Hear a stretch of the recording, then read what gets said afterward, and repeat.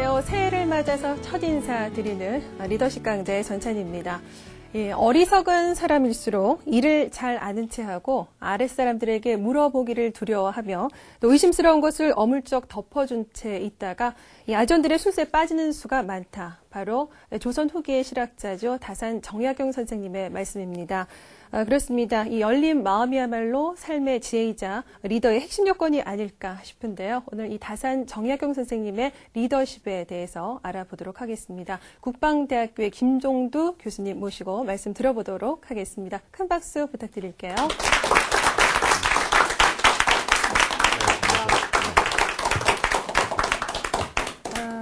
교수님, 저희 프로그램 처음 시작할 때 효 리더십에 대해서 강의를 해주신 적이 있어요. 근데 오늘 또 모시게 됐습니다. 다시 나와주셔서 고맙습니다. 네, 감사합니다. 네, 자, 오늘 주제가 다산 정약용의 리더십인데요. 다산의 리더십에 대해서 관심을 갖게 된 특별한 이유가 교수님 있으십니까? 네, 그 한국적 리더십에 대한 구현해야 되겠다 이런 그 욕심 때문입니다. 그러니까 리더십에 있어서도 이제 동도서기 사원양제가 돼야 되겠다. 다시 말하면 리더십의 이론이나 기법은 서양의 것을 우리가 적용하더라도 그 리더십의 철학과 바탕이 되는 것은 이제 우리 것을 적용해야 되겠다. 이제 이런 것 때문에 그렇죠.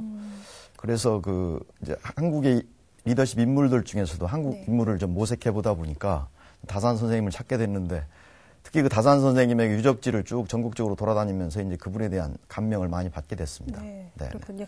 사실 이 리더들의 사례가 거의 다 대부분 외국에서만 찾게 되는 경우가 많은 것 같아요. 그렇죠. 얼마든지 우리 조상들 중에 이 리더의 표본이 되는 인물들 참 많으시거든요. 특히 이 다산 정약용 하면은 한국의 대표적 리더십의 인물이 아닐까 싶은데요. 자, 우리 이 다산 정약용 선생. 이 말하는 리더십, 과연 우리에게 어떤 메시지를 전해주는지 오늘 교수님 강의 통해서 알아보도록 하겠습니다. 좋은 말씀 부탁드릴게요. 감사합니다.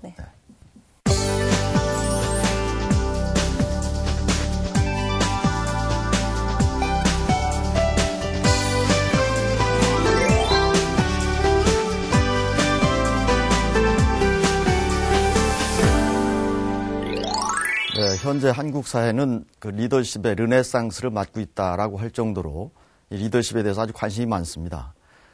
그 이유는 이제 어떤 리더가 이 조직이나 집단에 위치하느냐에 따라서 그 성패가 좌우되기 때문에 그런데요. 그런데 이 리더십에 대한 이 정의가 상당히 많고 또 워낙 넓어서 리더십이 무엇이다라고 한마디로 이해하기는 상당히 어려운 점이 있습니다. 그 워렌 베니스 같은 사람은 그래서 리더십의 정의는 850개나 된다 이런 얘기를 했는데요. 그러나 이 수많은 정의 중에서도 이제 리더십은 행함으로 인해서 얻어지는 학습이다라고 하는 이 카네기가 내린 이 정의는 상당히 설득력을 갖고 있습니다. 다시 말해서 그 리더십에서 행동은 아주 대단히 중요하다.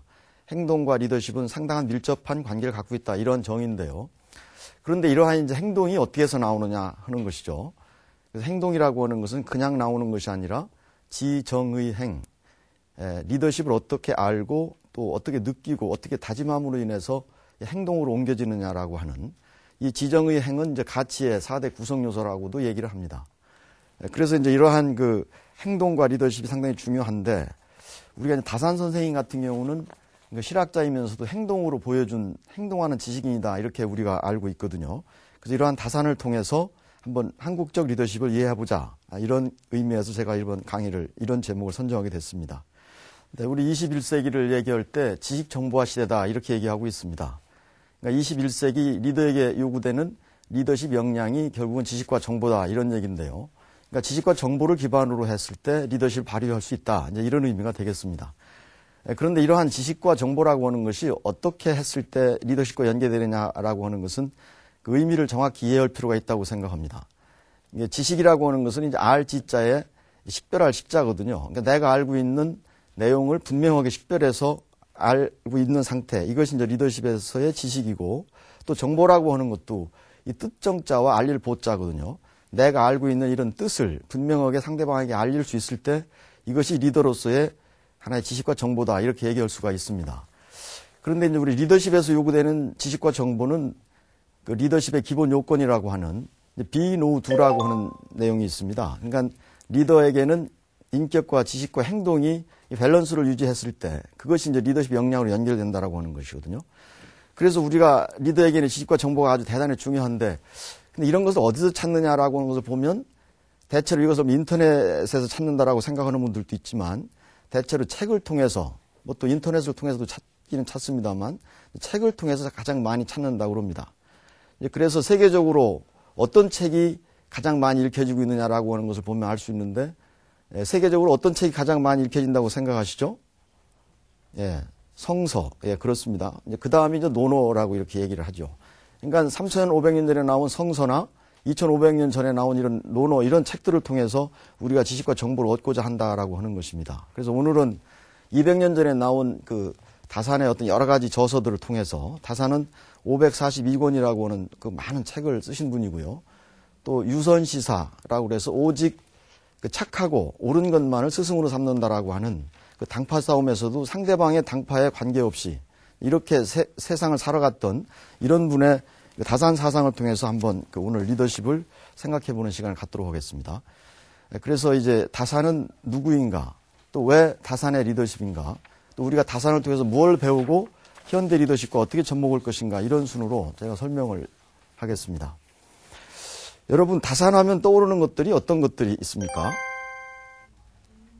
예, 그렇죠. 목민심서, 뭐 천주교, 뭐 유배, 뭐 실학자, 뭐 이런 것들이 떠오르는데요. 근데 재미난 사례가 하나 있는데, 2005년도에 10만 원권 화폐를 만들기 위해서 한국은행에서 설문을 실시한 바가 있어요. 10만 원권 화폐를 만들면 어떤 사람 인물을 그 화폐에 올릴 것이냐 하는 걸 파악을 해보니까, 맨 많은 표가 나온 분이 이제 김구 선생이시고요. 이제 두 번째가 이제 다산 선생이셨는데요. 당연히 김구 선생님이나 이 정약용 선생이 다 훌륭하신 분이지만, 다산 정약용 선생에 대해서도 많이 이제 알려지고 있는 이런 상태라고 볼 수가 있겠습니다. 이 다산 정약용 선생은 이제 아버지 정재원, 그다음에 어머니는 이제 해남 윤씨 사이에서 사남 일녀의 막내로 태어났거든요. 첫 번째가 이제 정약현, 그다음에 두 번째가 이제 약전, 세 번째가 약종, 마지막에 이제 약용이었는데, 딸이 하나 있었는데 딸은 두 번째로 태어났어요. 그런데 이 딸이 시집 가기를 이승훈이한테 시집을 갔어요. 이승훈이라는 분은 잘 아시겠지만 우리나라에서 천주교 맨 먼저 그 세례를 받은 우리 천주교에 이제 가장 그 앞서서 전파한 이런 분이신데요.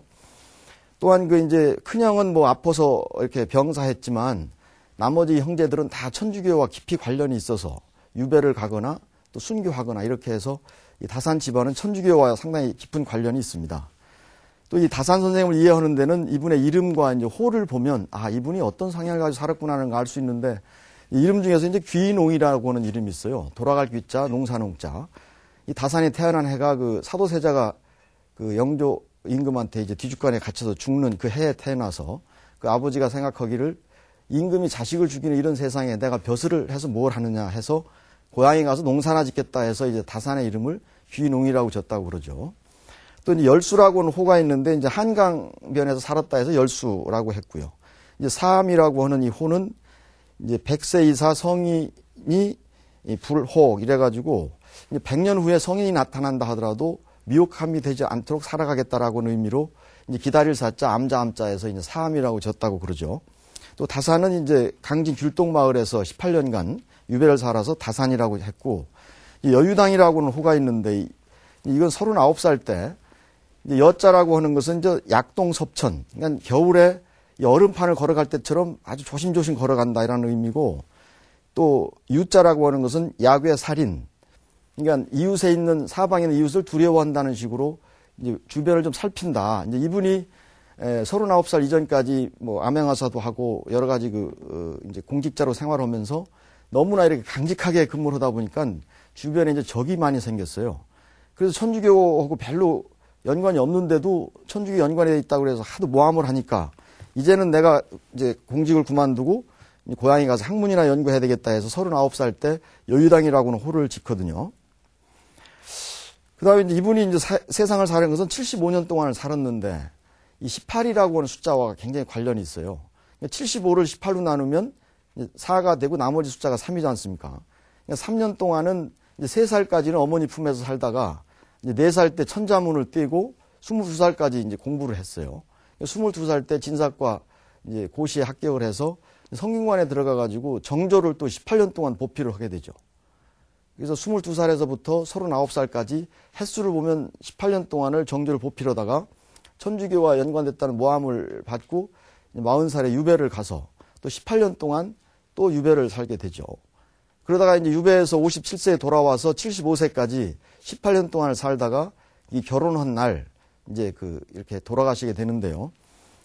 그러면서 이제 이분이 사는 내용을 보면은 이제 조선시대에 우리가 실학을 집대성한 사람이다 이렇게 얘기하지 않습니까?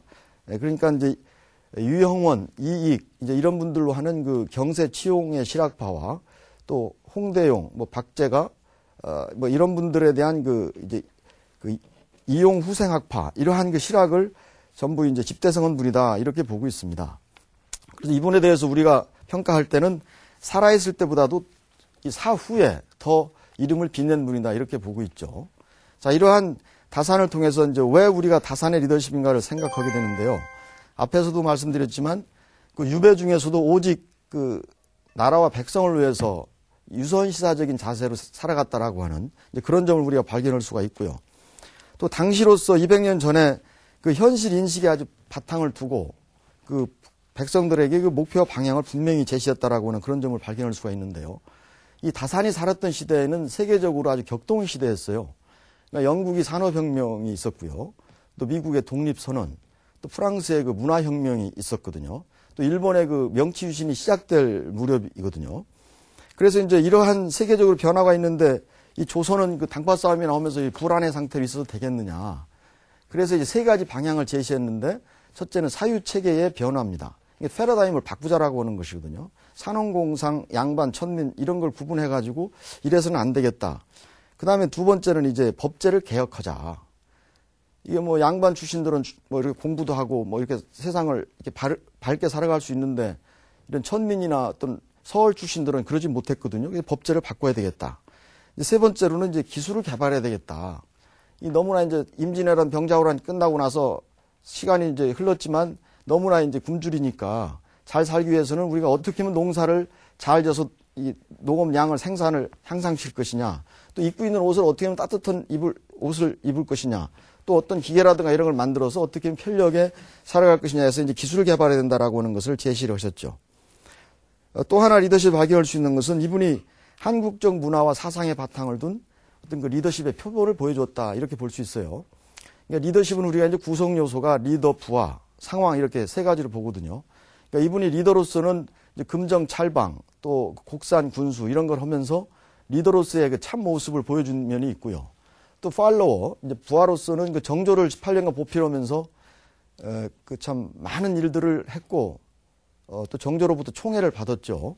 이제 그러한 팔로워로서의 모습을 보여줬고 또 이런 상황이라고 하는 리더십 여건을 개선하기 위해서 이분이 경학이라고 해서 사서육경을 우리 조선에서 편리하게 해석할 수 있도록 해서 239권을 또 책을 내시고 일표이서라고 해서 경세유표, 흠음심서, 목미심서 이런 책을 내서 이런 공직자들이 이런 책을 보고 이 백성들을 편안하게 이렇게 해줘야 되겠다 해가지고 리더십의 여건을 좀 바꾸려고 하는 이런 노력을 많이 하신 분이고 또 앞에서 말씀드렸지만 이제 리더의 기본 요건이 세 가지라고 그랬지 않습니까? 이제 be, know, do.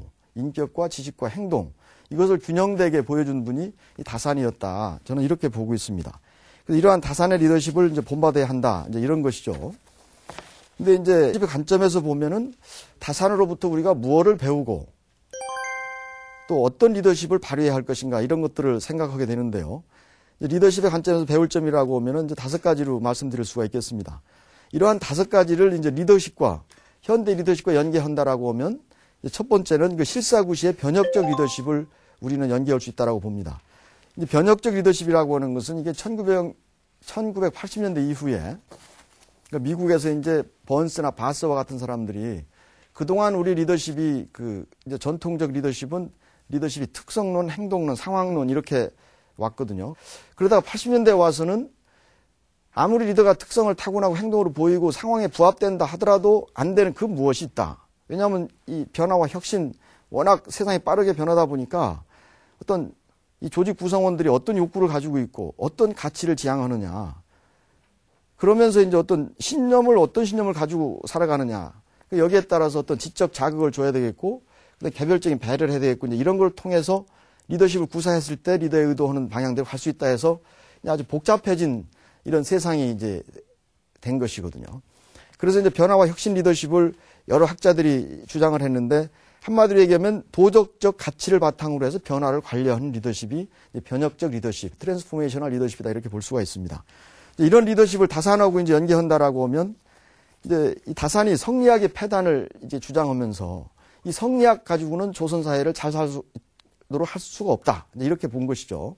그래서 그 당시에는 이제 주자학을 비판하면은 거기서 살아남지 못하기 때문에 이 공자와 맹자의 사상으로 본래 모습으로 돌아가자 하면서 이 성리학의 잘못된 부분을 239건이라고 하는 경학을 통해서 이제 이렇게 조목조목 따지거든요. 여러분 뭐 성리학이라는 건 아시겠습니다만 인간의 그 본연의 성을 깨달으면 남의 그 본성도 깨달을 수 있고 뭐 이런 것들이 연결이 돼서 하늘에서 준 뭐 그 천도까지 이르게 된다 해서 하늘의 어떤 도를 이루게 된다라고 해서 하는 것인데 이게 이제 뜬구름 잡는 식으로 이게 잘 얘기하기가 어려운 학문이 성리학이거든요. 이게 성과 리를 따지다가 결국은 뭐 그 퇴계 선생하고 율곡 선생이 그 파가 갈라져 가지고 뭐 퇴계 선생의 영남학파, 율곡 선생의 기호학파 해가지고 우리나라 남인 서론 뭐 노론 소론 남인 뭐 북인 동인 서인 해가지고 당파 싸움이 시작되는 거 아니겠습니까? 그래서 이렇게 공리공론해서는 안 된다고 하면서 이제 다산 선생이 성리학을 폐단을 지적한 것이거든요. 그러니까 예를 들어서 이제 그 두 가지만 예를 든다면 인과 덕을 주자와 이제 그 다산이 설명하고 보는 접근이 아주 달라요. 그러니까 인에 대해서 주자는 사랑의 이치요 마음의 덕이다. 그래서 애질이 심지덕이다 이렇게 얘기하거든요. 그게 상당히 이해하기가 좀 어렵지 않습니까?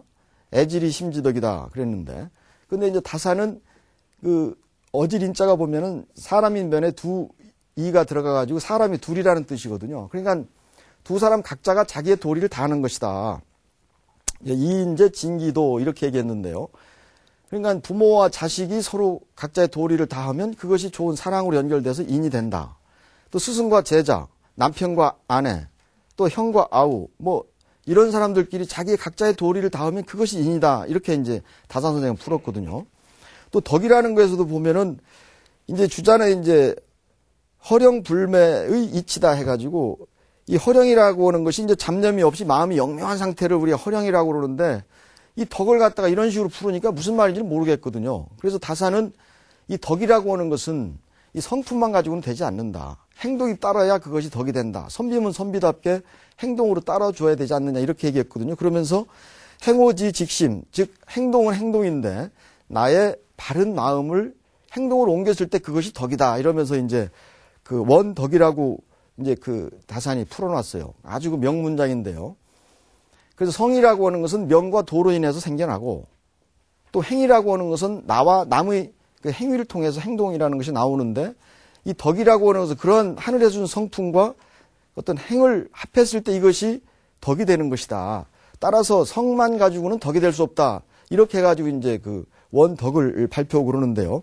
이렇듯이 이제 근본의 바탕을 두고 변화와 혁신을 추구한 그런 변혁적 리더십을 발견할 수가 있고, 이제 두 번째는 이제 서번트 리더십을 발견할 수 있다는 겁니다. 이 서번트 리더십은 로버트 그린리프에 의해서 소개가 됐는데, 리더가 이제 사랑을 잃고 권력에 의존하게 되면 어떠한 무엇도 할 수가 없다라는 겁니다. 지금과 같은 이런 시대에는. 그래서 이제 부하를 부림의 대상이 아니라 섬김의 대상을 해야 된다. 그래서 요즘에 뭐 섬김의 리더십, 뭐 서번트 리더십 이렇게 얘기가 많이 나오고 있지 않습니까?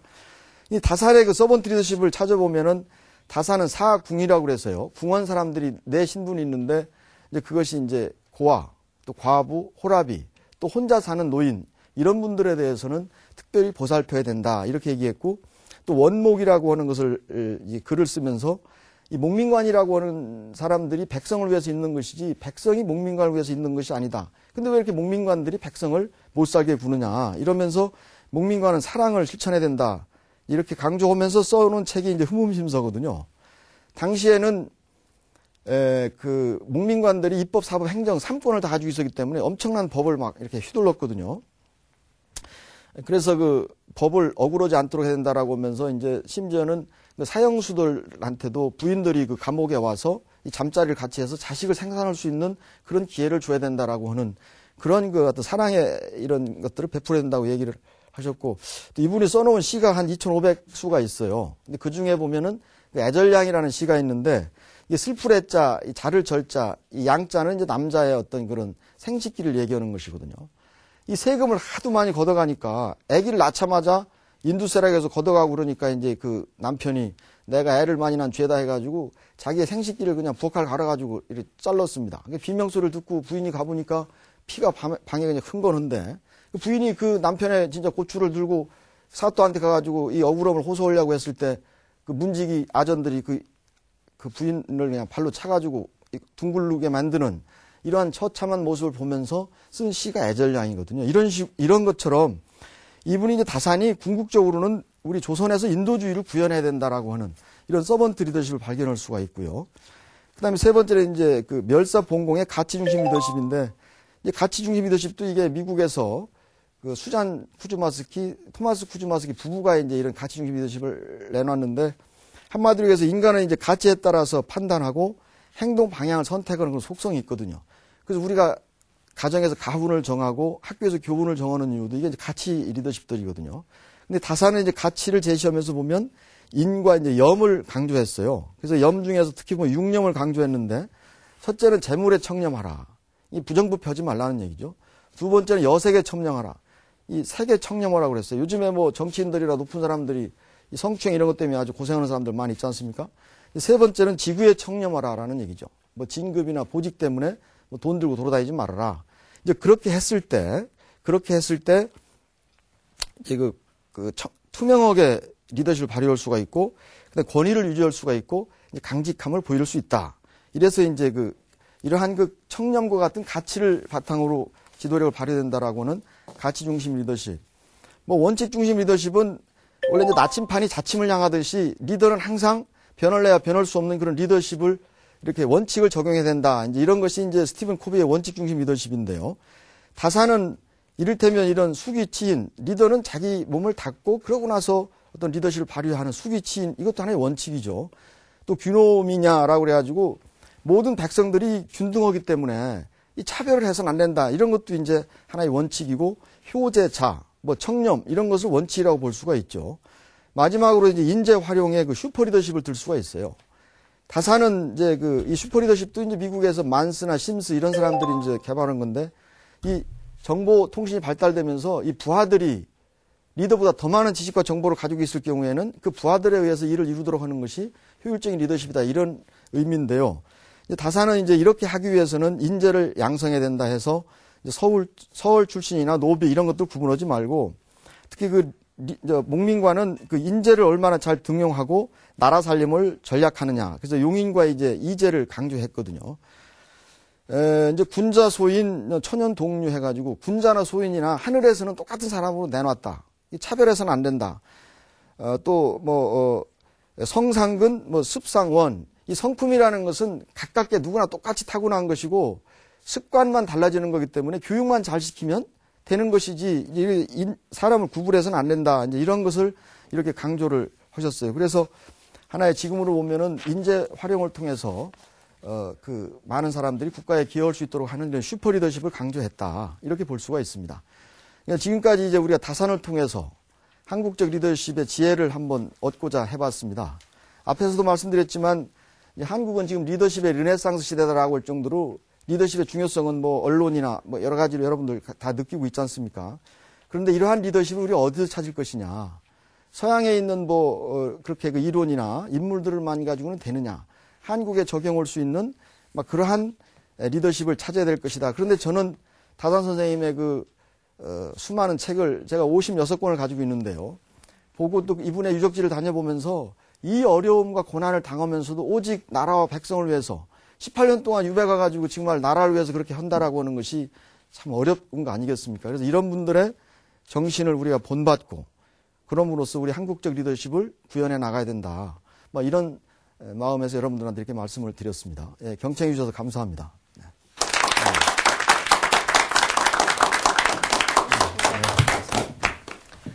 네. 네, 유배를 가서도 백성들을 생각하고 또 네. 백성들을 위해서 정확한 목표와 방향을 제시하는 그렇죠. 이 다산 정약용 선생님 이야기 또 정말 이 다산 리더십 일단 마음의 자세가 무엇보다 중요하고 네. 또 서번트 리더십, 원칙 리더십, 가치 네. 중심적 리더십 모든 게 다 포함된 게 바로 그렇죠. 이 다산 네. 리더십이 아닐까 이렇게 생각을 네, 해보게 네. 되네요.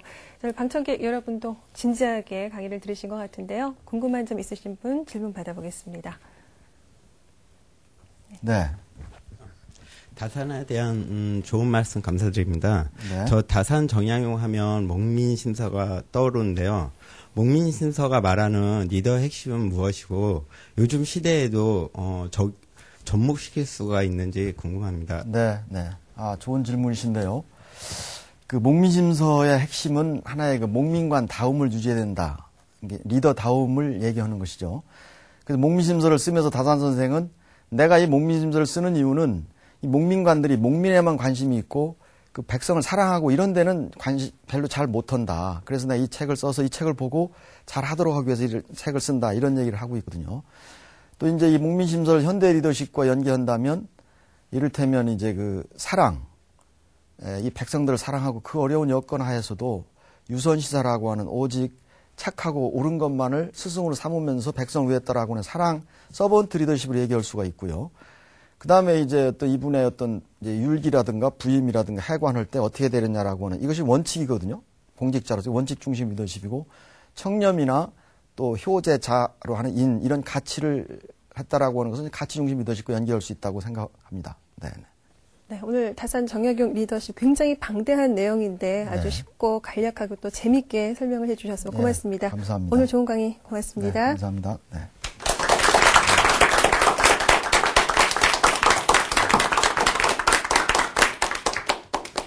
네, 오늘 강의 중에서도 변혁적 생각과 행동의 중요성에 대한 그 내용이 있었는데요. 정말 요즘 우리 사회에서 변혁적 리더십이 무척 강조가 되고 있습니다.